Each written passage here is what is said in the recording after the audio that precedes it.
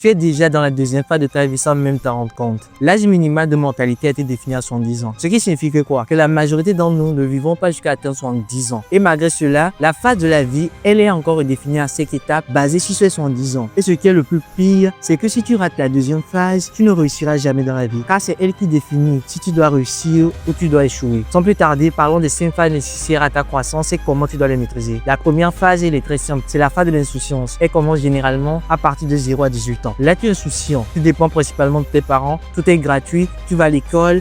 Et à 18 ans, sûrement tu as le bac. À partir du bac, maintenant, la deuxième phase vient. La phase de prise de conscience. Elle commence généralement de 18 à 25 ans. Durant cette phase, tu commences à prendre conscience parce que tu viens d'arriver à l'université et tu vois que la vie est vraiment dure. L'argent ne tombe pas du ciel. Tu commences à faire des plans de vie, à développer des compétences nécessaires pour ta réussite. Généralement, c'est là où la majeure partie se plante. Ils sont toujours dans la phase de l'inconscience. Ils ne réalisent pas forcément qu'ils sont en train de grandir et qu'ils montent à l'étape supérieure. C'est généralement cette phase qui détermine si tu vas réussir ou tu vas échouer. Maintenant, la troisième phase, elle commence de 25 à 45 ans. C'est la phase de la réalisation. Tu as eu le temps d'apprendre des compétences, d'aller à l'école, d'avoir un diplôme et de développer des rêves. Ici, il s'agit de les réaliser. Tu vas commencer à apprendre, à échouer, à gagner en maturité, à devenir un peu plus sage. Tu prends les bonnes décisions, tu prendras également les mauvaises décisions. Mais tout ça te permettra d'avancer sereinement. Maintenant, on passe à la quatrième phase. La quatrième phase est définie entre 45 et 70 ans. Là, tu as maintenant la maturité. Tu es sage, tu as échoué, tu as appris. Maintenant, il est temps de fructifier tout cela. Là, tu commences à développer une certaine liberté financière. Tu commences à gagner en notoriété,